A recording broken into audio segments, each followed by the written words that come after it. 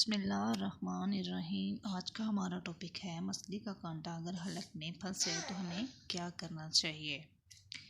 اگر حلق میں کانٹا اٹک جائے تو لیموں کا رس پینے سے کانٹا گل کر نیچے چلا جائے گا۔ اگر حلق میں مچھلی کا کانٹا پھنس جائے تو کچا انڈا پھینٹ کر پی لیں۔